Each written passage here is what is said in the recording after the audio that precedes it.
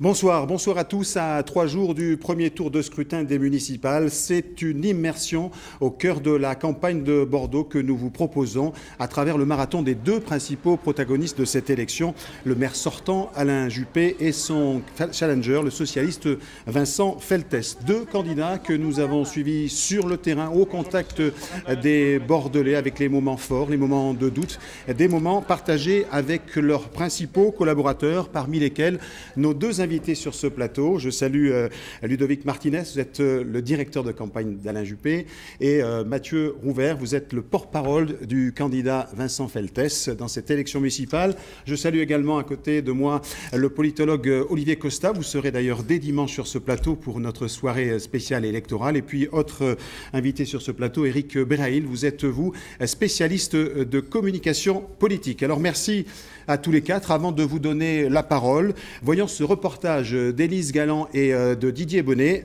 sur le décryptage de ces deux campagnes municipales. Une campagne, deux styles, de codes couleurs. Ici, jeunes fluo et bleu vif s'affrontent. Les uns baptisent leur permanence la Maison des Projets, dans le chic hypercentre, en face du Grand Théâtre. Les autres l'appellent l'Usine et l'installent Cours de la Marne, dans le plus populaire quartier étudiant. Ce qui fera dire Feltès à la victoire, Juppé à la comédie, à Michel Delaunay, la ministre en charge des personnes âgées, numéro 2 sur la liste de gauche. C'est dans ces locaux que les deux candidats rencontrent chaque matin leurs équipes. Au programme, stratégie de campagne, choix et riposte politique, emploi du temps. Le 11 mars, vous avez la matinale Radio France Bleu Gironde. Votre adversaire sera invité le 13. Il portera la poisse, c'est-à-dire. En a-t-il vraiment besoin? En a-t-il vraiment besoin? C'est ça, il est poisson. Attention, vous êtes enregistré. Le directeur de campagne Ludovic Martinez est à la ville, le directeur de cabinet d'Alain Juppé.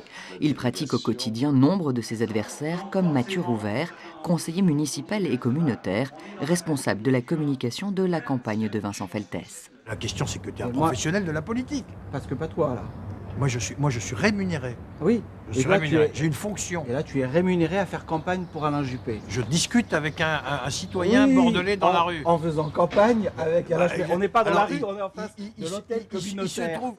Avec Emmanuelle Fournéron, la directrice de campagne, ils partent d'un constat électoral pour organiser leurs opérations. Il y a une partie des électeurs de gauche qui votent donc aux autres élections, c'est-à-dire régionales, cantonales, présidentielles et législatives.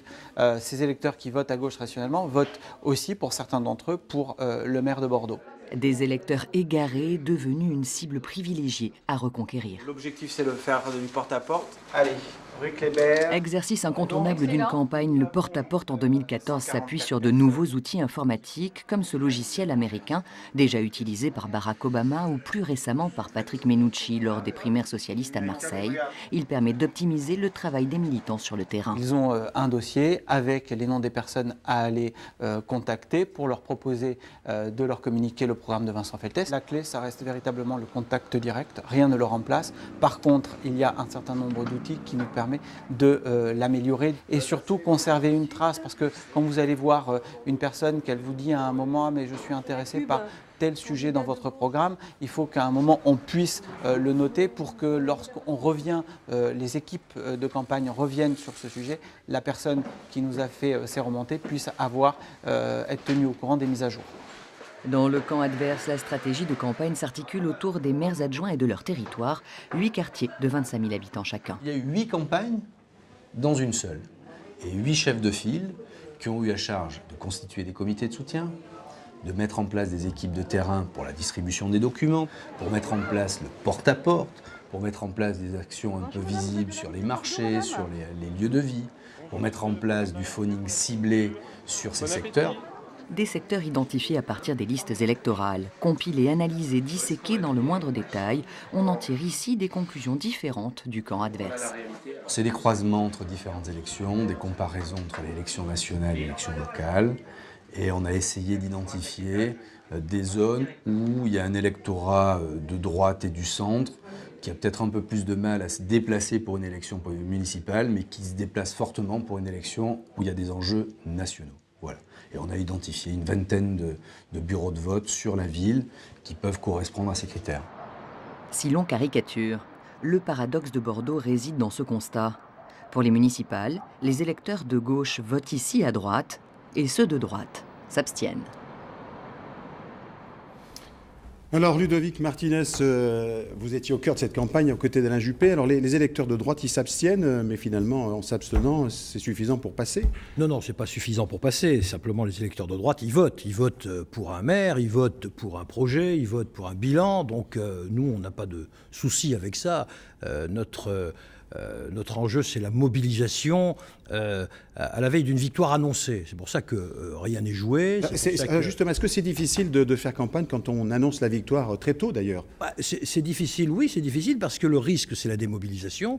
Et toute notre stratégie de campagne, c'est d'abord d'inciter ceux qui sont censés voter pour nous de voter pour nous. Et ensuite, évidemment, d'attraper, j'allais dire, à la marge, le supplément d'âme qui va faire la victoire, je l'espère, évidemment. Mais nous, on a la différence fondamentale avec nos adversaires, c'est que, et Mathieu l'a dit, c'est qu'on a parlé aux Bordelaises et aux Bordelais. Eux, ils ont commencé par parler aux gens de gauche qui votaient pour Juppé, alors qu'ils votaient dans les élections nationales pour la gauche. Donc c'est un peu la différence stratégique de cette campagne. Et si vous me le permettez, Pascal, au passage, j'aimerais saluer évidemment la présence de mon ami Mathieu Rouvert. Ami étant un grand mot. Et c'est votre ami ou c'est juste... Non, mais c'est la dérision ou c'est vraiment votre ami? Non, on n'est pas... Être ami, ça veut dire des choses. Bon, on n'est pas amis. On est adversaire, on n'est pas ennemi pour moi. Hein. On est adversaire, simplement. Enfin, j'aurais aimé avoir en face de moi, puisque je suis directeur de campagne, Madame Fournéron, qui est directrice de campagne, et pas le porte-parole de M. Feltès. Elle va vous répondre. Alors, oui, Mathieu Rouvert. Je vais répondre assez simplement. Je lisais dans la presse que si M. Martinez, par ailleurs, et ça a été dit dans le documentaire, directeur de cabinet d'Alain Juppé, peut être là aujourd'hui, c'est qu'il a pris 2 mois de vacances. Il faut que je lui dise que ce n'est pas le cas de tout le monde. Tout le monde ne peut pas prendre 2 mois de vacances. C'est facile, c'est plus facile quand le candidat pour lequel vous faites campagne est aussi votre patron, mais quand ce n'est pas le cas, c'est un peu plus compliqué. Donc la directrice de campagne ne pouvait pas être là. Je suis là et comme vraisemblablement nous sommes Mathieu Rouvert, nous allons débattre avec plaisir. À la marge. Mais sur la stratégie, on voit que à droite, on essaie de faire voter des électeurs qui finalement ne sont pas très mobilisés. C'est ceux-là qu'on est. Et vous, finalement, vous essayez d'inverser le cours des choses, c'est-à-dire faire voter à gauche des électeurs qui votent normalement à droite. Oui, parce que, et cela a été dit dans le reportage, Bordeaux, sur les précédents scrutins, vote à gauche, majoritairement à gauche. Les présidentielles, les régionales, les cantonales, Bordeaux vote à gauche. Il y a une élection pour laquelle les Bordelais votent plutôt à droite, c'est l'élection municipale. Donc notre stratégie, c'est effectivement dire à ces électeurs qu'en face, ils ont bien un candidat de droite, foncièrement de droite. Et alors que nous, on leur propose un candidat de gauche en la personne de Vincent Feltès. Oui, mais en fait, c'est pas suffisant. Non, bien sûr que c'est pas suffisant, mais ça veut dire des choses. D'avoir un candidat de gauche, ça veut dire un candidat qui porte des projets de gauche, comme le logement social, comme plus de démocratie dans la ville, comme plus d'attention aux plus démunis. Alors qu'on a en face un maire sortant qui, justement, est très positionné sur une logique de droite. Alors justement, Olivier Costa, sur ce paradoxe bordelais, des électeurs qui votent à gauche aux élections nationales et puis aux municipales à droite, comment on peut l'interpréter, ce paradoxe ? On sait qu'une partie des électeurs n'est pas très polarisée. Il y a des gens qui sont fondamentalement de gauche ou de droite et qui ne changeront jamais d'avis. Mais il y a toute une frange de la population qui est susceptible de changer, tout particulièrement sur des élections locales où finalement tout ne peut pas se décoder en termes de gauche et de droite. Et le gros intérêt des campagnes électorales telles qu'on les connaît depuis quelques années, avec le système du porte-à-porte, avec la multiplication des réunions publiques et des prises de parole avec les citoyens, c'est que ça ramène beaucoup les enjeux sur des questions locales. Quand les gens vont faire du porte-à-porte, les équipes de campagne ne parlent que de questions locales, ils ne parlent pas du tout de questions nationales. Et donc, ça ne facilite pas beaucoup, justement, ce genre de bascule. Et on sait bien que les facteurs qui permettent à un maire sortant d'être battu sont finalement assez difficiles à réunir. Il y a des facteurs qui sont nationaux, ça peut être des maires qui vont être victimes de l'impopularité du gouvernement, c'est clairement pas le cas d'Alain Juppé. Ça peut être aussi des facteurs sociologiques qui tiennent à la composition de la ville. Alors, on voit que la ville devient une ville davantage de gauche qu'elle ne l'était par le passé, mais le mouvement n'est quand même pas... n'est pas massif. Ensuite, il y a le bilan du maire sortant et la situation de la ville qui n'est pas trop mauvaise et sa personnalité. Bien. Je voudrais qu'on donne la parole à Fabrice. Vous êtes spécialiste de la communication politique. Alors on voit qu'il y a quand même des codes dans ces stratégies de campagne, ne serait-ce que les couleurs. Vous affichez le jaune, vous affichez le bleu. C'est 2 couleurs qui signifient quelque chose, Fabrice ? Oui, on peut voir simplement l'aspect des couleurs. Bon, préalablement, ce qui est très important à prendre en compte, c'est qu'ils ne partent pas du même point de vue. Mathieu Rouvert a effectivement évoqué le point de vue politique, l'étiquette politique, mais ils ne partent pas non plus de la même histoire. Je crois qu'on y reviendra dans l'émission. Donc ça peut se traduire dans des couleurs, mais ça se traduit aussi par d'autres choses. Et dans une campagne, s'il n'y a pas d'enjeu, s'il n'y a pas de sujet clivant qui permet de distinguer les candidats, et notamment ces sujets clivants, ce n'est pas seulement des histoires de couleurs ou des histoires de posture, c'est souvent des sujets. Par exemple, à Marseille, le sujet, c'est la propreté. Par exemple, le sujet à Paris, c'est le logement. Et à Bordeaux ? Et à Bordeaux, c'est quoi le sujet? Je vous pose la question. Le stade, peut-être. Enfin, il n'y a pas que celui-là. Enfin, le stade, c'en est un. Vous vous êtes croisés, j'imagine, oui, Ludovic. Simplement pour rebondir sur ce qu'a dit Olivier Costa, j'ai quand même constaté, je ne sais pas si Mathieu est de mon avis, mais c'est valable pour tout un tas d'autres scrutins, que ce scrutin-ci, bien que les gens que nous rencontrons soient évidemment très intéressés par les questions locales, très intéressés par effectivement la propreté, le stationnement, le logement, etc., nous parlent aussi, et je crois que c'est la première fois que je vois ça, de la situation nationale. Et ça rejaillit sur l'ensemble des politiques, qu'ils soient de droite ou de gauche, en ce qui se passe à Paris, etc. Ludovic Martinez, vous voulez dire que le contexte national joue en faveur d'Alain Juppé ? Je n'ai pas dit ça. Je dis simplement que le contexte national est plus présent, me semble-t-il, dans cette élection que dans les élections précédentes. C'est en votre défaveur, vous l'avez constaté ? Pas vraiment. Le contexte national, pour nous, ne pèse pas énormément. Ce qui nous handicape, c'est que Alain Juppé fait plutôt une campagne sur son bilan, qui est considéré par un certain nombre de Bordelais comme plutôt bon, alors que nous cherchons, nous, à faire campagne sur l'avenir, sur un certain nombre de propositions. D'ailleurs, quand vous regardez les documents de campagne, on est dans les coulisses de campagne, vous avez le candidat Vincent Feltès qui propose 32 pages de projet, et vous avez le candidat Alain Juppé qui, lui, a un A4 recto verso. Donc, c'est pour nous, ce qui a été compliqué, c'est de créer du débat. Vincent Feltès y est quand même parvenu sur un certain nombre de sujets, comme la création d'une pépinière aux Aubiers, comme l'Institut Montaigne. Mais voilà, notre difficulté, ça a été de rentrer dans le débat. Alors, il faut dire qu'entre Alain Juppé, ancien Premier ministre, au zénith de sa popularité, et Vincent Feltès, qui souffre d'un déficit de notoriété, cette élection, cette campagne, c'est aussi l'opposition de deux parcours, de deux hommes. Reportage d'Élise Galland et de Didier Bonnet. Alain Juppé, 68 ans, né le 15 août 1945 à Mont-de-Marsan dans les Landes. Élève studieux, il est le meilleur au lycée, à Normale Sup et à l'ENA, et le restera pour son mentor, Jacques Chirac. Je voudrais exprimer les sentiments que nous éprouvons tous à l'égard de celui qui est probablement le meilleur d'entre nous, notre secrétaire général Alain Juppé. Dans son sillage, le Landais fait carrière à la capitale, au sein du RPR, à la mairie de Paris et au sommet de l'État. Le voilà nommé Premier ministre en mai 1995. Entouré sur ces images par les Juppettes, éphémère femme ministre de son gouvernement. Le mois suivant, il succède à Jacques Chaban-Delmas comme maire de Bordeaux. Au revoir, Chaban. Au revoir. Au revoir. Mais sa bonne étoile l'abandonne. En décembre de la même année, il devient l'homme politique le plus détesté des Français avec son plan de financement de la sécurité sociale qui fait descendre dans la rue des millions de personnes. En 1997, avec la dissolution, il n'a d'autre choix que la retraite bordelaise.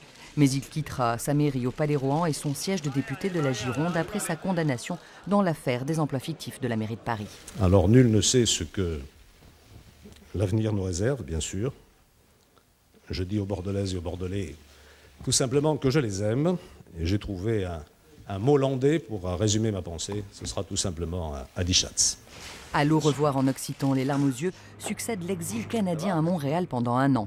Mais la tentation de Bordeaux sera la plus forte. Alain Juppé rentre, fait démissionner le conseil municipal pour se réinstaller dans son fauteuil de maire et devient numéro 2 du gouvernement de Nicolas Sarkozy. Les Bordelais le sanctionnent, il perd aux législatives face à la socialiste Michèle Delaunay, un véritable coup de tonnerre dans le paysage politique bordelais.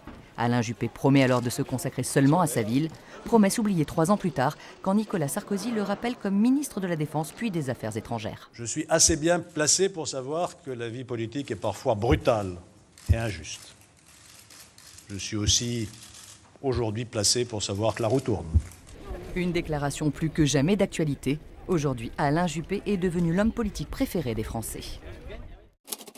Vincent Feltès, 46 ans, né le 4 avril 1967 à Beauvais, dans l'Oise. Ce diplômé d'HEC, titulaire d'un DEA d'histoire, s'est engagé très tôt.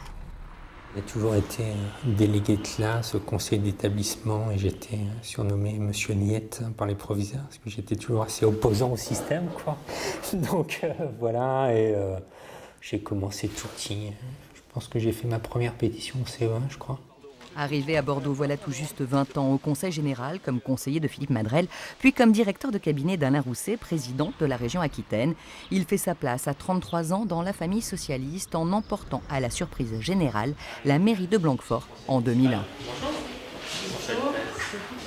D'après ce que me disent les historiens locaux, je suis le premier maire de gauche de l'histoire de la commune. Et quand en juillet 2007, Alain Rousset, pour cause de cumul des mandats, quitte la tête de la CUB, la communauté urbaine de Bordeaux, Vincent Feltès lui succède, devenant ainsi le plus jeune président d'agglomération de France. Monsieur Vincent Feltès, ayant obtenu 101 voix, est élu président de la communauté urbaine. C'est un grand jour pour moi aussi parce que c'est mon élection comme président de la communauté urbaine de Bordeaux, qui est une institution importante politiquement. Président de la CUB, un poste qu'il occupe toujours aujourd'hui après sa réélection en 2008.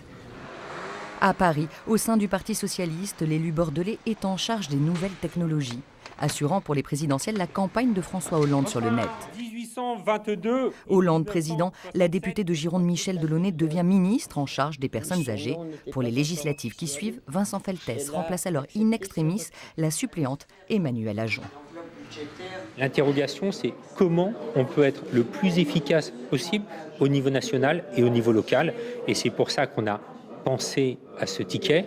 Je répète, ce n'est pas un exercice facile par rapport au travail qui était fait par Emmanuelle Ajon et tout, mais on pensait que là, l'efficacité pouvait être plus grande encore. Depuis juillet 2012, Vincent Feltès siège donc à l'Assemblée nationale comme député de Bordeaux, avec une ambition affichée, passer du Palais Bourbon à la tête du Palais Rohan. Alors Fabrice Berhaïl, on voit qu'il y a un déficit énorme au départ entre les deux candidats. Est-ce que c'est rédhibitoire au fond sur la ligne de départ ? C'est sûr que ça a beaucoup d'influence sur une campagne, mais ce n'est pas forcément rédhibitoire. Un candidat qui est avantagé peut très bien prendre un gadin pendant une campagne, faire une grosse erreur.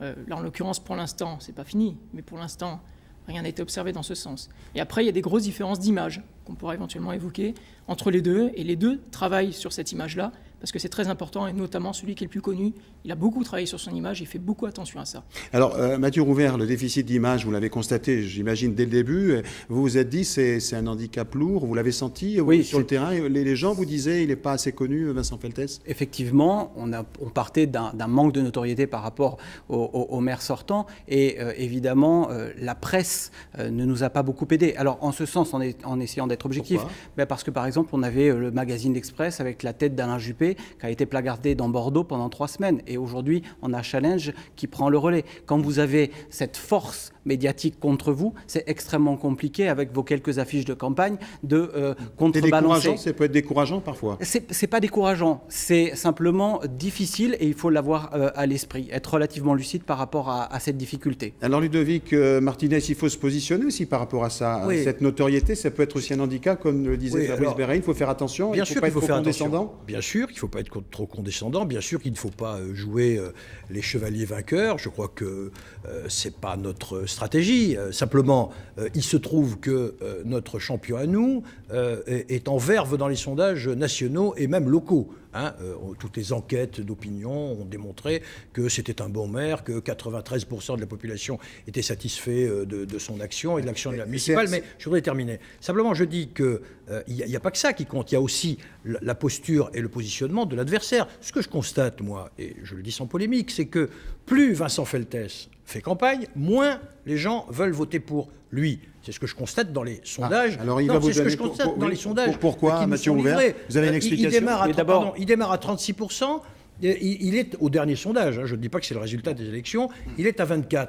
Il doit y avoir également, et je le dis techniquement pour les communicants, il doit y avoir également le positionnement de la campagne électorale qui fait quelque chose dans le recul de notre adversaire. Ok, on va je voudrais, Olivier, avoir votre sentiment justement sur cette notoriété. On sait qu'il y a eu Chaban avant Juppé, donc des notoriétés, 2 fortes personnalités. On se dit qu'au fond, Bordeaux ne peut pas élire un maire qui ne soit pas issu de la notoriété, au fond, un maire qui a une audience nationale, c'est ça ? Il y a des traditions locales qui finissent par se créer. On peut se demander s'il ne faut pas avoir été Premier ministre pour devenir maire de Bordeaux. Mais plus sérieusement, là, il y a quand même un handicap de notoriété pour Vincent Feltès qui est assez difficile, avec un contexte qui est globalement difficile, à l'échelle nationale, qui est difficile à l'échelle locale, parce que Bordeaux est une ville qui globalement va bien. Si la ville connaissait une crise économique très forte, c'est beaucoup plus facile de faire campagne contre un maire sortant. Alors, derrière, évidemment, ces leaders, il y a le bataillon des militants et des sympathisants qui font le boulot. America Lopez et Didier Bonnet ont passé quelques heures avec eux. Kaoué bleu et lunettes bleues pour Luc. C'est la couleur distinctive des militants du maire sortant. Le programme d'Alain Juppé sur le quartier. Bonjour mademoiselle, le programme d'Alain Juppé sur le quartier. Très engagé, ce jeune urbaniste de 32 ans a même pris sa carte à l'UMP récemment. J'ai ma journée de travail, mais après j'ai mon action militante le soir et le week-end. Ce jour-là, une quinzaine de militants d'Alain Juppé tractent place de la Victoire. Aux côtés de Luc, il y a Annette. S'il vous plaît, pour Alain Juppé. Sur le terrain par tous les temps, 7 jours sur 7, à 69 ans, c'est la doyenne des équipes. Quand j'ai commencé les campagnes, c'était que des personnes d'un certain âge. Et maintenant, ce sont que des jeunes. Et je trouve ça bien et ils m'ont adopté. Pour Monsieur Juppé. C'est dur, il y a des moments où on est un peu fatigué. Pour tracter, oui, surtout à mon âge, ça commence. mais c'est sympathique quand même. Et puis, j'espère qu'il va être élu au premier tour. C'est ma première campagne. Je suis très agréablement surpris, ça se passe très bien. On fait ça dans la bonne humeur, dans la bonne ambiance. L'équipe est super et surtout, on a un très bon retour de la part des habitants. Changement de couleur politique. À gauche, c'est du jaune pour les militants de Vincent Feltès qui tractent devant la gare à l'heure de pointe. Voici Maggie, encartée depuis 14 ans. Elle a déjà fait campagne pour Alain Rousset, François Hollande et Michel Delaunay. Vous avez le site internet sur lequel vous distribuez soit des papiers, soit des programmes, boiter, rencontrer les gens dans les appartements. Oui, ça fait des bonnes journées. Ça fait des bonnes journées, on marche beaucoup. Plus la campagne avance, plus on veut que ça gagne. Titre d'information pour la campagne à M. Feltès. Toujours motivés, malgré les sondages défavorables pour leurs candidats. Bonjour. Morad est chauffeur de benne. Titre d'information pour la campagne à M. Feltès. Pas de carte au PS, mais il défendra le programme jusqu'au bout. C'est une de mes premières campagnes investies de cette manière-là. J'en ai déjà eu fait pour Madame Delaunay. Ensuite, je suis plus investi parce que j'ai vraiment des valeurs qui me sont chères dans cette campagne. On y croit, les Verts en plus se sont rattachés à notre groupe, au Parti Socialiste. Et on n'est pas sur un plan national, mais sur un plan local. Et c'est ce qu'il faut qu'on comprenne aussi pour la plupart des usagers. Demain, vous faites quoi? Grand Parc. Demain, Grand Parc. Alors Mathieu Rouvert, on voit bien que l'importance des sympathisants, des militants qui font le porte-à-porte et qui portent la bonne parole du candidat. Est-ce qu'on fait campagne aujourd'hui? Il faut fédérer évidemment ces troupes-là. Est-ce qu'on les fédère comme on les fédérait il y a quelques années? En tout cas, ce que vous avez dit tout à l'heure, et c'est vrai, on a une grosse machine en face de nous. Comment on fait finalement pour faire campagne? Le choix de Vincent Feltès, ça a été de le faire au plus près du terrain, notamment en faisant du porte-à-porte. 37 000 portes ont été frappées. On a récolté de cette manière 10 000 contacts. Il y a eu 114 apéros de proximité. On a touché de cette manière 1200 personnes. Et tout ça, c'est possible grâce aux militants. Parce que finalement, il y a des directeurs de campagne, il y a des directeurs de cabinet, il y a des élus, mais il n'y a pas de campagne sans militants et sans sympathisants. Et aujourd'hui, effectivement, pour les fédérer, il faut qu'on trouve une certaine cohésion dans la campagne. Il faut, malgré les sondages, et je trouve que c'est aussi un enseignement de cette campagne, on sait qu'on partait challenger, mais on a toujours eu à nos côtés des militants et des sympathisants extrêmement mobilisés, extrêmement motivés. Olivier Costa, on pourrait quand même remarquer que les jeunes sont un peu absents de cette campagne. Ils ne sont pas très concernés par cette élection municipale. Traditionnellement, les 18-25 ans votent peu au municipal et c'est un peu une des limites des campagnes sur les réseaux sociaux, c'est que la cible, c'est a priori plutôt les jeunes. Or, les jeunes, souvent, ne sont pas très intéressés par les élections locales parce qu'ils ne sont pas vraiment installés dans une ville, comme peuvent l'être des gens qui ont un appartement, une maison. Très souvent, ils ne vivent pas dans la ville où ils votent, donc ça pose un second problème. Et puis un problème aussi d'information, d'où tout ceci, c'est un handicap particulièrement pour la gauche. Alors juste quand même à ce sujet, on a eu quand même énormément de jeunes qui se sont mobilisés sur cette campagne. Et dernièrement, et ce qui est vraiment intéressant, c'est qu'ils ont amené des idées nouvelles et notamment des idées pour faire campagne. Et hier soir, par exemple, ils ont lancé le Clean Tag, qui sont des tags de propreté sur des sols sales, en disant évidemment, en appelant à voter Vincent Feltès. Ils amènent quand même aussi beaucoup de fraîcheur dans une campagne. En parlant de modernité, je voudrais poser la question à Fabrice Bareil. On attendait beaucoup, d'ailleurs, Vincent Feltès sur les réseaux sociaux, sur cette campagne via Internet. Au fond, on s'aperçoit que finalement, il est rattrapé, parfois même doublé par son concurrent. Alors non, ce qu'on peut dire là-dessus, c'est qu'une campagne Internet, comme une campagne électorale, quelle qu'elle soit, c'est un gros iceberg. Il faut soigner la partie émergée, celle qu'on voit, mais il faut aussi, et c'est comme ça qui fait la différence, avoir une solide campagne immergée. Et c'est ce travail de terrain. Et donc l'enjeu, c'est d'articuler ce que l'on voit avec le travail de terrain. Mais pour revenir à Internet, par exemple, on attendait peut-être moins Alain Juppé sur ce Alors, il est vrai que terrain-là. Vincent Feltès est quelqu'un qui connaît très très bien le numérique, qui connaît très très bien Internet depuis des années, et qui, en plus, pour avoir dirigé la campagne présidentielle de François Hollande, connaissait parfaitement. Mais Alain Juppé, de même, je rappelle que c'était un des premiers politique de très haut niveau, homme d'État, qui avait un blog. Prenons un exemple sur les flash mobs. On a un exemple peut-être qu'on va voir, où on voit une sorte de tifo d'Alain Juppé, c'est ça, sur la place du Grand Théâtre. L'enjeu, c'est comment, par exemple, sur un réseau social comme Facebook, on utilise une page pour mobiliser ses sympathisants et faire en sorte qu'ils fassent campagne sur le terrain. Ça, c'est un enjeu, ça, c'est important. Comment recruter et donner rendez-vous. On voit l'exemple ici à l'image. Il y a eu une sorte de flash mob qui est tout à fait dans les codes d'une communication sur Internet, pour le coup, qui cible un peu plus les jeunes. Et le message est très clair, les liens sont très clairs, ça renvoie, partagé, et ça a marché, puisqu'il y a eu 300. C'est un message simple et clair. Exactement. Et on voit que d'ailleurs, Vincent Feltès fait la même chose, un peu... c'est surtout Alain Juppé qui fait la même chose que Vincent Feltès, mais juste, il faut quand même mettre ces éléments... pas l'ordre exact. Mais mettons ces éléments quand même en perspective avec ce qu'on disait avant. Quand Vincent Feltès publie quelque chose sur son Facebook, il le fait avec ses followers ou ses likers qu'il a préalablement. Et Alain Juppé, c'est la même chose. Or, n'oublions pas qu'Alain Juppé, ancien Premier ministre, fondateur de l'UMP, a énormément d'abonnés préalablement à ce démarrage de campagne. Donc il joue aussi sur un stock, si vous voulez, d'usagers qu'il mobilise pour liker ou le suivre sur Twitter. Est-ce qu'il y a des choses, je reviens à vous, Fabrice Bareil, que vous avez observées sur la toile, qui sont des choses qui ne sont pas bien? Alors, il y a dans les bonnes pratiques, et ce qui marche bien, c'est comment on appelle à l'action ces usagers. C'est pas seulement envoyer une photo et dire voilà ce que j'ai fait. C'est venez m'aider, faites quelque chose de concret sur le terrain. Ça, c'est ce qu'on a vu notamment. Il y en a d'autres exemples. Et également du côté. Et puis les cartons jaunes, il y en a? Mais cartons jaunes, il y en a. Le premier carton jaune, c'est quand même que. Alors ça, c'est un exemple typique. Ça, c'est l'infographie, une infographie qui est tout à fait dans les codes, qui appelle à mobiliser, qui donne un rendez-vous terrain concret. Voilà, c'est ce qu'a fait Alain Juppé. Et pour le coup, c'est tout à fait dans ce qui est recommandé. Ce qui marche pas, ce qui est pas bien? Alors, dans les cartons jaunes, je rappelle que la moitié des gens qui vont sur Internet utilisent ces petites choses pour aller sur Internet. Donc les cartons jaunes, pour le coup, ils sont équitablement répartis, parce que ce soit du côté du candidat du Parti socialiste, MRC, PRG et Europe Écologie Verts, quand on va sur son site Internet, il n'est pas ce qu'on appelle responsive, il ne s'adapte pas à tous les formats sur lesquels on peut aller sur Internet. Oui. Tablette, smartphone. C'est à peu près quasiment la même chose pour le candidat, pour le coup, UMP, Alain Juppé, qui, lui, n'a que sa page d'accueil. Si on veut aller depuis la moitié des gens vont avec ça. Regarder le projet, lire les documents, ça s'affiche mal. On le voit mal, il faut bouger, c'est pas très pratique. D'accord, donc là, Ludovic Martinez ou Mathieu Rouvert... Non, alors, je voudrais revenir... C'est des fautes de stratégie, enfin, tous les cas... Même je pense que vous avez raison, mais il faut avoir l'œil exercé de notre ami. C'est vrai. Non, mais c'est vrai. La critique est complètement... On fait des choses publiques, on s'expose à la critique, c'est complètement normal. Je crois que ça, c'est vrai, ce que vous venez de dire sur le format, finalement. Regardez à Bruges. On a fait, et on fait souvent la faute. Je crois qu'on manque effectivement de pratique. Je voudrais parler de mobilisation, si vous permettez, Pascal Cagnato. C'est très important de le dire, et Mathieu Rouvert l'a souligné. On ne fait rien sans les équipes, on ne fait rien sans les mobiliser. C'est difficile de mobiliser pendant plusieurs mois des gens autour d'un projet, d'un bilan, d'action, etc., etc. Et moi, j'ai été particulièrement peiné pour les militants quand Vincent Feltès a, je crois, avoué, et c'est paru dans la presse, sa défaite.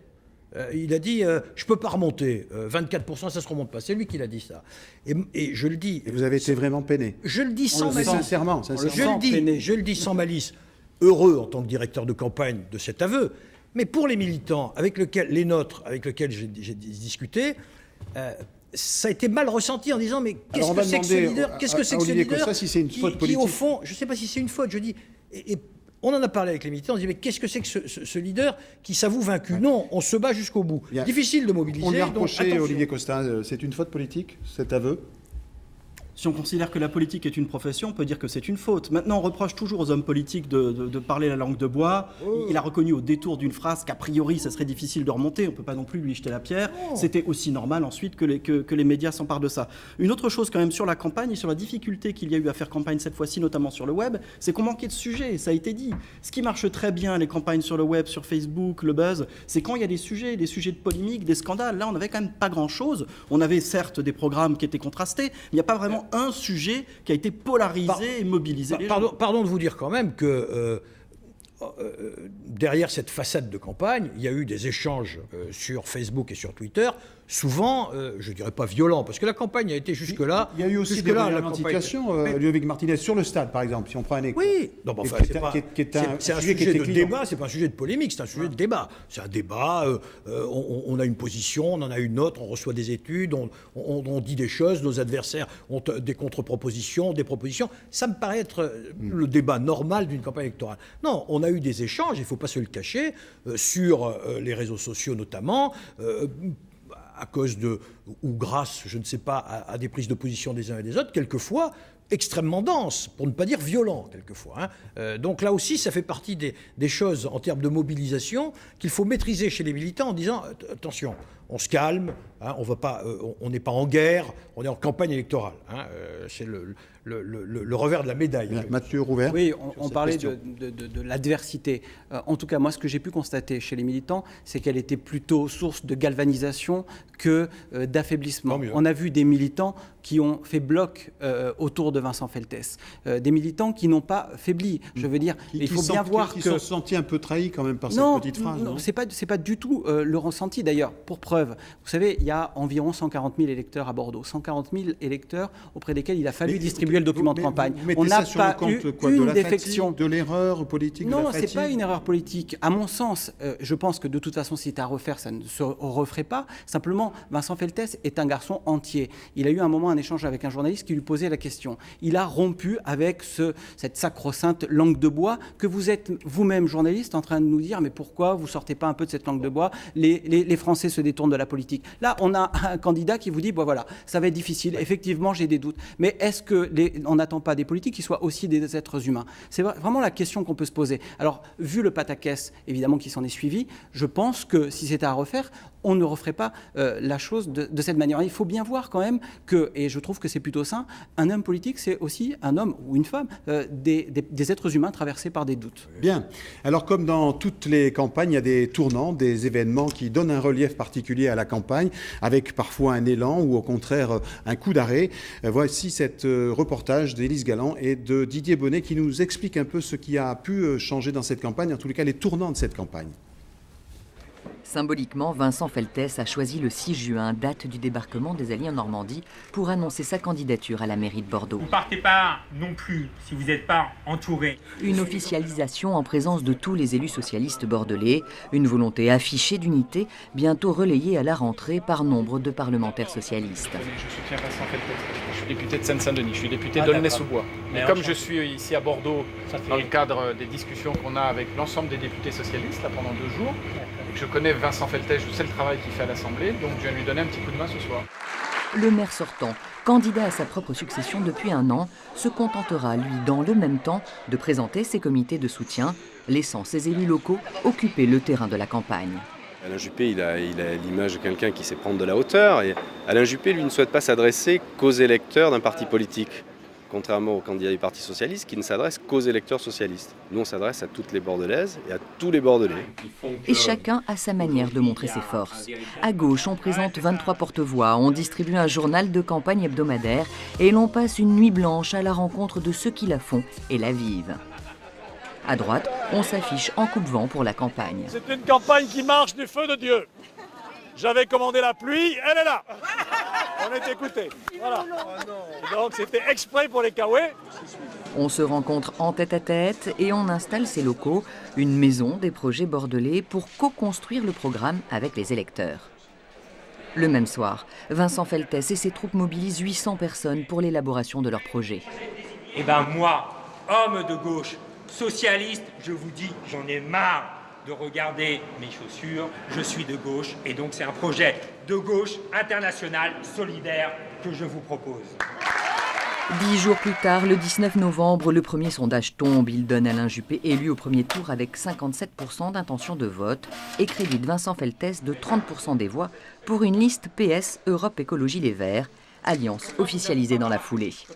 Comme un mariage. Voilà. Est-ce que vous avez apporté le riz? Les deux adversaires battent le pavé. Un mois de campagne qui voit leur écart se creuser dans le deuxième sondage. Alain Juppé gagne 2 points, Vincent Feltès en perd autant. Face à ce mauvais score, il entend occuper le terrain médiatique comme président de la communauté urbaine de Bordeaux en annonçant le lauréat du concours pour le prochain pont sur la Garonne. Mais le maire de Bordeaux lui souffle la politesse sur un réseau social, un camouflet pour l'ancien responsable de la campagne numérique de François Hollande. On sait bien qu'Alain Juppé a longtemps été un déclarateur précoce. 6 fois de suite, il avait dit qu'il serait candidat aux élections législatives pour finalement ne pas l'être. Il est en train de devenir un Twitter précoce. Une réplique éclipsée par une autre information. Alain Juppé a été choisi par le président François Hollande pour représenter la France dimanche aux obsèques de Nelson Mandela en Afrique du Sud. Le maire de Bordeaux sera accompagné de Lionel Jospin.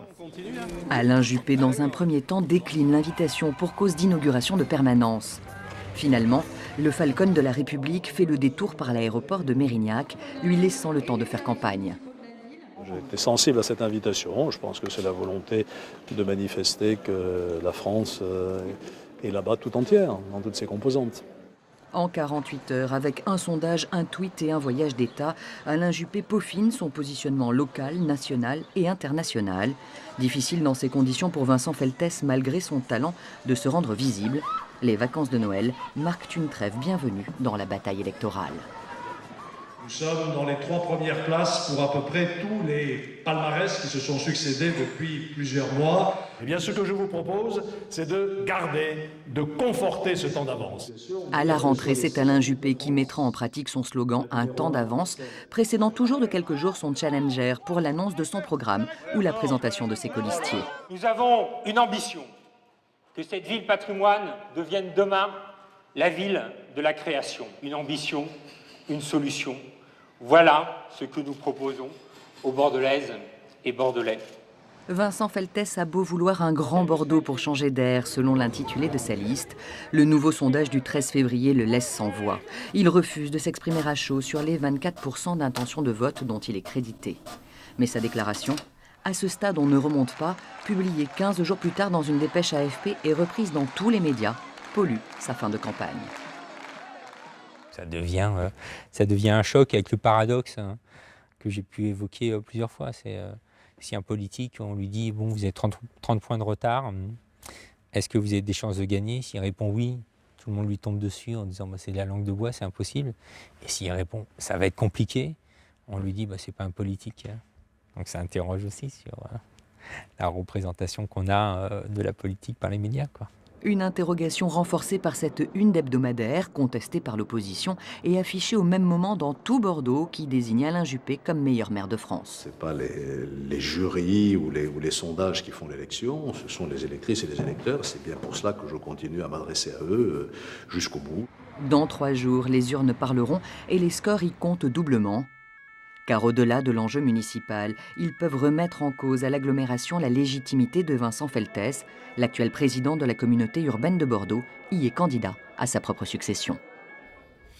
Alors Élise, bonjour, merci d'être avec nous. C'est vous qui, pour notre chaîne, suivez cette campagne depuis le début. Vous êtes en immersion avec les candidats, avec leur entourage. Est-ce que vous diriez que c'est facile? Ils vous ont ouvert les portes, voilà, tout peut être dit? En tout cas, les 2 candidats et leurs équipes ont accepté tout de suite le principe que nous les accompagnons tout au long de cette campagne municipale. Après, c'est un exercice qui reste quand même encadré, si je puis dire, parce que bien sûr, nous sommes avec eux, mais ils n'oublient absolument jamais qu'il y a de l'image et du son. Ils sont extrêmement attentifs à à leurs propos. À leur image aussi. Oui, et à leur image. Ils peuvent parfois s'oublier, ça a été le cas de Vincent Feltès, mais Élise, vous parliez des tournants de cette campagne. Vous les avez sentis, vous, quand vous étiez près des candidats, que ces tournants, ils étaient là, importants, qu'il y avait quelque chose qui se passait, qui était ressenti? On voit bien tout au long de la campagne qu'il y a eu différents temps. On voit bien qu'Alain Juppé a parlé plus tardivement, a laissé Vincent Feltès s'installer dans la campagne, puis à partir du mois de janvier, que tout d'un coup, Alain Juppé est rentré plus en campagne, que Vincent Feltès, du coup, avait moins d'espace. Et puis, petit à petit, les sondages sont tombés et on a senti une certaine crispation. On arrive près de l'échéance et évidemment, plus on arrive près du jour du vote, et plus c'est compliqué et plus parfois on peut être fébrile dans un camp que dans un autre. Alors justement, Mathieu Rouvert, on voit que ces tournants, on en voit quelques-uns. Par exemple, j'en prends un, c'est le Falcon présidentiel qui vient chercher évidemment Alain Juppé pour les obsèques de Mandela. Est-ce que vous vous dites, là, c'est vraiment pas le moment, c'est un mauvais coup? Non, c'est lié à la stature de Alain Juppé et c'était pas, inadmissible que le président Hollande l'invite. Certes, ça nous fait pas nos affaires, mais c'est aussi avec ça qu'on doit composer, c'est-à-dire le fait que Alain Juppé a aussi été ministre des Affaires étrangères, Premier ministre, etc. Donc il faut qu'on joue avec ça. Nous, l'autre tournant qui nous a beaucoup interrogé, c'est effectivement cette une de l'Express et ce palmarès. Ce palmarès, quand on le regarde, et d'ailleurs la plupart de vos confrères l'ont observé, remercie, ou en tout cas salue, rend hommage aux actions de Vincent Feltès. Et c'est la tête d'Alain Juppé qu'on voit un peu partout dans Bordeaux. Quand on regarde, effectivement, notamment sur les transports, on se demande pourquoi, alors que c'est une compétence communautaire, pourquoi c'est Alain Juppé qui en est crédité. Le tramway à Bordeaux, c'est quand même pas Vincent Feltès. Oui, mais est-ce qu'il y avait cette facilité, cette tentation de jouer sur cette ambiguïté, compétence cube, compétence municipalité? Mais pas du tout. Je vous rappelle que Alain Juppé a voté pour Vincent Feltès en tant que président de la Cube, que la Cube est co-gérée, et que Alain Juppé est le premier vice-président de la Cube. Mais c'est lui qu'on voit sur les affiches. Mais c'est Alain Juppé qu'on voit sur les affiches. Pardon, mais le classement n'émane pas de nous. Non. Il émane de... Il vous attriste d'ailleurs. Il ne m'attriste pas du tout. Moi, celui de ce matin de Challenge également. Oui. Je rappelle quand même que Challenge, on est 3e. Derrière, je crois, Colomb à Lyon et Ries à Strasbourg. Enfin, c'est pas de notre faute si Alain Juppé est en ce moment en tête des sondages et des enquêtes d'opinion. On va quand même pas pleurer sur cet état de fait. Non, mais vous pouvez reconnaître que c'est beaucoup plus compliqué pour nous. Pardon, quand on accuse Monsieur Juppé de récupérer l'action de Monsieur Feltès et qu'on voit que la grande innovation de Monsieur Feltès, c'est de nous sortir une carte senior dont nous sommes les auteurs et dont 14 000 seniors sont déjà porteurs à Bordeaux, je me demande où est la novation. Bien, on va demander juste un mot. On voit bien là l'exemple de cette campagne municipale où les pics fusent de part et d'autre. Il y a un bilan d'égalistature. D'un côté, il y a un homme d'État, de l'autre côté, il y a un homme politique. C'est pas de ma faute. Voilà la démonstration de cette campagne municipale où les uns et les autres défendent leur bout de gras, si je puis dire. En tout cas, cette campagne électorale municipale, elle aura quand même démontré quelque chose, c'est qu'il y a une certaine confusion sur les bilans, sur les compétences entre la communauté urbaine de Bordeaux, c'est-à-dire l'agglomération, et la mairie, c'est-à-dire les compétences municipales. Et c'est vrai que ça, je pense que pour les lecteurs, c'est pas très simple à comprendre et que le flou, parfois, est volontairement entretenu d'un côté ou de l'autre et que ça ne facilite peut-être pas forcément la compréhension pour les lecteurs. C'est le jeu électoral, un mot, Olivier Costa? C'est une des spécificités de Bordeaux. Il y a beaucoup de grandes villes de France où il y a une communauté urbaine aussi, mais elle est détenue par la même personne ou par la même majorité.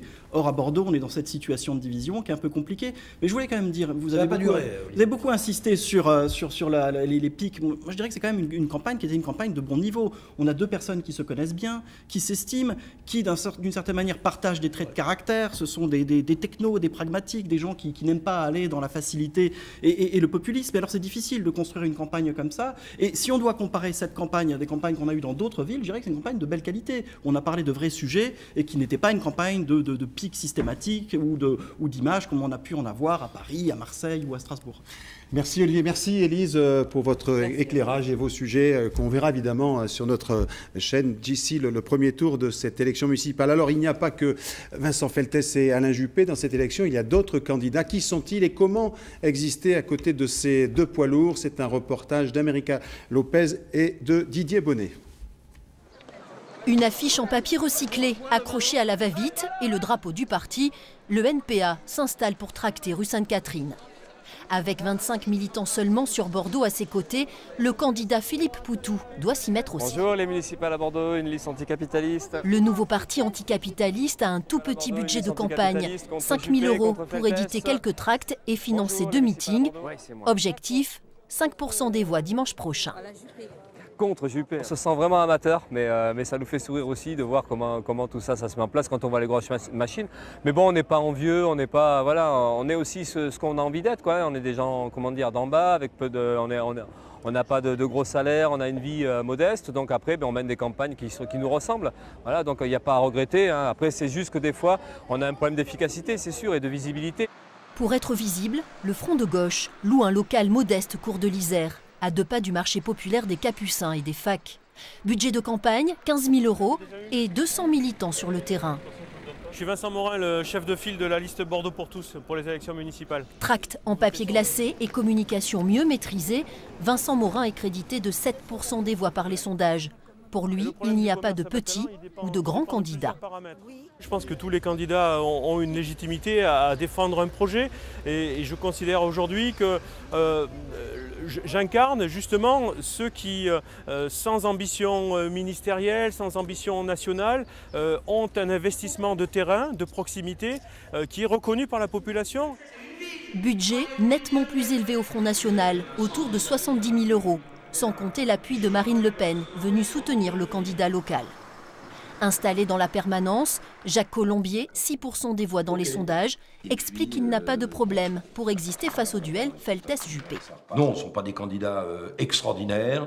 Je crois qu'ils sont auréolés, médiatisés, mais on se rend compte qu'aujourd'hui, le bon sens des gens, le bon sens populaire est là, et on se rend compte quand même qu'au-delà des pages glacées des journaux ou des palmarès, meilleur maire de France, eh bien, la ville souffre quand même, et souffre beaucoup.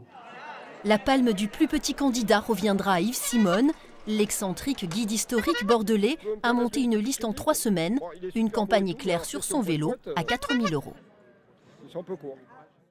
Et pour être tout à fait complet sur la liste des candidats à Bordeaux, il faut rajouter la liste de lutte ouvrière conduite par Fanny Candal. Dernier temps fort de cette émission avec nos 2 confrères, Yves Mogg, rédacteur en chef de France Bleu Gironde, bonsoir, et Benoît Lasserre, vous êtes le directeur des éditions Gironde au journal Sud-Ouest. Alors bonsoir. Merci à tous les deux. Vous diriez que cette campagne bordelaise, elle manque de relief ou elle est comme vous l'attendiez ? Moi, je ne pense pas qu'elle ait manqué de relief. Je pense que ça a été souligné tout à l'heure. Il y a quand même eu beaucoup de sujets abordés. Alors, des sujets pas forcément très clivants entre les 2 candidats. Et je pense que c'est peut-être ce qui fait la difficulté pour les électeurs à vraiment s'y retrouver. C'est-à-dire qu'on a d'un côté le maire de Bordeaux qui a une image très forte. On l'a vu, on l'a vérifié au cours de cette campagne. Et de l'autre côté, le président de la communauté urbaine. Et on l'a dit tout à l'heure, il y a beaucoup de projets qui sont communs aux 2 hommes, au travail réalisé depuis 2007 sur Bordeaux et sur la communauté urbaine. Donc c'est difficile pour les lecteurs de faire vraiment la part des choses et de différencier les 2 bilans et au-delà les projets. Donc il y a eu pas mal quand même de dossiers qui ont été présentés, mis sur la table. On avait reproché en 2008 à Alain Rousset, le candidat socialiste, de ne pas être hyper motivé dans sa campagne et de ne pas être très présent dans la campagne des municipales. C'est en tout cas un reproche qu'on ne pourra pas faire cette année à Vincent Feltes, qui a quand même balayé énormément de terrain. J'aimerais bien d'ailleurs savoir, parce qu'on le croise régulièrement sur son vélo à Bordeaux, combien il aura fait de kilomètres au cours de cette campagne à vélo. Je ne sais pas s'il a mesuré, mais kilomètres, c'est sûr. Mais c'est vrai que c'est plusieurs centaines. On ne peut pas lui reprocher de ne pas être présent sur cette campagne, de ne pas avoir fait des propositions sur la campagne. La difficulté qu'il a, c'est que, et on l'a vu sur l'épisode des boulevards, on l'a vu sur l'épisode du stade Chambre-Delmas, c'est qu'en face, il a un animal politique, il a Alain Juppé, qui lui a régulièrement coupé l'herbe sous le pied.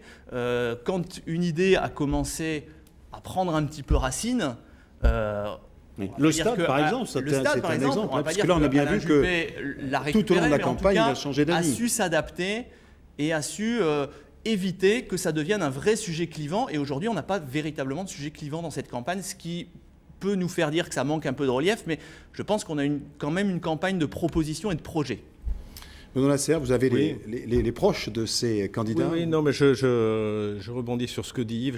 Je suis assez d'accord. Il y a quelque chose qui manque dans cette campagne. C'est vrai que les deux candidats ont fait une formidable campagne de terrain, les colistiers, ils se sont engagés à fond. Je pense d'ailleurs que ça doit commencer à tirer dans les mollets parce que la campagne est vraiment démarrée depuis septembre. Donc c'est une longue campagne. Le problème, c'est qu'aujourd'hui, moi, je ne serais pas capable de vous dire chez l'un ou l'autre des candidats quelle est l'idée force qu'on retient. Je pense qu'une campagne, c'est évidemment beaucoup de terrain, beaucoup de rencontres, des propositions, faire des propositions, mais il me semble que pour l'électeur qui est un peu noyé sous la communication, sous les projets, sous les conférences de presse, etc., je crois qu'il faut retenir une idée force. Et à la limite, ça a plus manqué à Vincent Feltès, qui est le challenger, qu'à Alain Juppé, qui est le maire sortant. On sait toujours que le maire sortant est souvent avantagé, même très souvent avantagé dans une campagne municipale. Donc Alain Juppé, il peut dire qu'il a son bilan, même s'il a effectivement fait des projets. Mais l'idée force de Vincent Feltès, c'est vrai qu'il a eu des propositions qu'on a retenues sur le stade, etc., sur les boulevards, mais c'est pas avec le stade Chaban-Delmas que vous gagnez une élection municipale. C'est pas ça qui suffit. Alors après, Vincent Feltès, il a eu des bonnes idées de com, je veux dire son marathon, la nuit blanche, etc. C'est des bonnes idées, mais ça fait parler un moment, mais ça ne marque pas une campagne. Et la dernière chose, c'est que je crois... Je crois que c'est plutôt le contraire, c'est qu'il y a peut-être trop de fonds, parce que des propositions fortes, il y en a un certain nombre. Oui, mais il n'y en a pas une qui se dégage plus forte que l'autre. Il faut retenir une idée. Moi, j'entends la critique, de toute façon, et je pense que cette campagne nous servira d'enseignement, de toute façon. Mais on ne peut pas dire qu'il manquait de fonds. Comme je vous le disais tout à l'heure, j'ai pas dit que ça manquait de fonds. Mathieu Rouvert, je n'ai pas dit que ça manquait de fonds. J'entends bien. J'ai dit qu'il manquait une idée qui se dégageait et que l'électeur retiendrait un marqueur. Il n'y a pas eu de marqueur vraiment de cette campagne. On peut reprocher ce qu'on veut à Sarkozy quand il a fait campagne, mais son ministère de l'identité nationale, clac, c'était un truc qui marquait. Hollande, il marquait à droite. Hollande, il a eu une idée qui marquait à gauche, il a eu ça. Et Feltès, il a eu des bonnes idées, il a eu des bonnes astuces de com. Mais ce que je voulais dire, c'est que par exemple, je ne suis pas certain qu'appeler sa permanence de campagne l'usine, bon, ok, on appelle ça l'usine, mais ça sert à quoi d'appeler l'usine? On ne peut pas dire permanence de campagne. Pourquoi appeler ça l'usine? Moi, je me souviens que... Vous répondre, Mathieu. Non, je me souviens juste, je termine, je me souviens juste que Lionel Jospin, il avait appelé son lieu de campagne électorale l'atelier. Ça ne lui a pas vraiment porté chance. L'usine, c'est l'endroit où les choses se fabriquent. Et c'est vrai qu'on a fabriqué une campagne à l'usine. Non, mais j'entends, mais il y a aussi une part de com. Mais en tout cas, ce qui distingue bien les candidats, c'est que certes, l'un, Alain Juppé, a un CV, mais l'autre a un avenir. Je veux dire, l'autre propose une vision pour Bordeaux. L'autre propose un certain nombre de propositions. Alors certes, vous allez me dire, il y en a peut-être trop, et peut-être que là où on a peut-être manqué de temps dans cette campagne, bien qu'elle ait démarré tôt, c'est d'installer ces idées. Et aussi, excusez-moi de le dire à M. Martinez, mais ça a été compliqué parce qu'en face, on n'avait pas de réponse sur un certain nombre de projets. Et vous l'avez souligné, par exemple, le Grand Stade ou le Stade Chaban, c'est quelque chose que Alain Juppé est venu cueillir à la toute fin de la campagne, mais surtout le reste, on n'a pas pu installer de débat parce qu'en face, on n'avait pas de candidat, Alain Juppé, qui avait de propositions. Est-ce que c'est justement la campagne de 2020 que vous avez préparée? Enfin, on va laisser... Pardon, simplement, je ne peux pas laisser dire ça quand même. D'abord, les candidats ont physiquement débattu, projet contre projet. Idée contre idée. Je crois que simplement la campagne de M. Feltès, qui apparemment, on verra dimanche soir au résultat, je ne crie pas victoire, qui n'a pas su convaincre les Bordelaises et les Bordelais, c'est tout simplement parce que sa campagne ressemble à M. Feltès, un grand diseur et un petit faiseur. Voilà. Faux. Non, c'est pas faux. Il a été le président de la CUP sur les 6 dernières années. Tous les projets, c'est Vincent Feltès. Tous les grands projets ont été initiés. Tous les grands projets. Est-ce que je peux parler? Initiés par Vincent Feltès. Non, tous les grands projets ont été initiés à la fois par Alain Juppé et par Alain Rousset, par ses prédécesseurs. Le pont Chaban. Il a été déverrouillé par Vincent Feltès. Bon, écoutez, la ville de Bordeaux a mis 0 projet dont s'est occupé tout seul Vincent Feltès, ça a été la grande salle de spectacle à Florac. Résultat, 5 ans et demi de retard. C'est le pont, c'est le véhicule, c'est la baisse de la facture d'eau de 10%. Cette campagne a ressemblé à ce que vous êtes, des grands concepteurs des petits faiseurs. Non, il fallait aussi de l'imagination. Et l'imagination. Je vous reproche faire pas une carte senior de ne qui pas en existe avoir. déjà. Mais vous avez l'imagination de l'emprunt. Parce que votre carte senior ne répond pas aux besoins. Elle est quand même. Non, mais c'est pas 14 000 grave. foyers. C'est pas grave. Heureusement qu'on est arrivé pour un nouveau débat.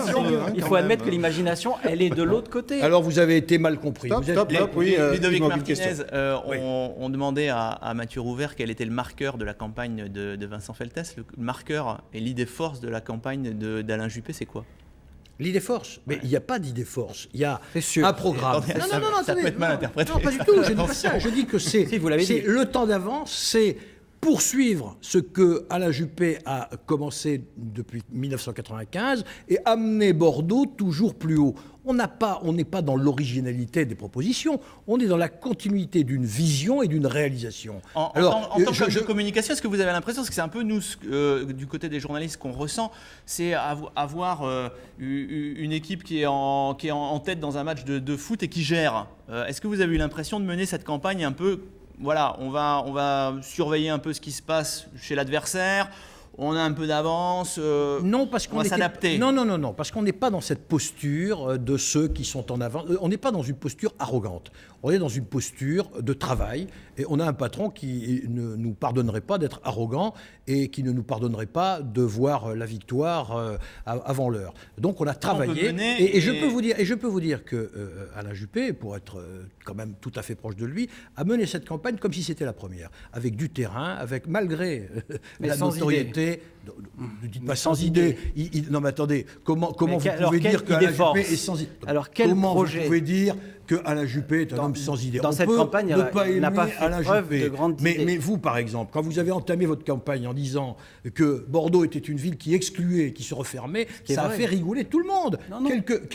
Ça n'a pas fait rigoler les 25% de Bordelais qui vivent sous le seuil de pauvreté. Quelques semaines plus tard, dans Junk Page, M. Feltès disait finalement Bordeaux n'est pas une ville qui exclut autant que ça. Je veux dire.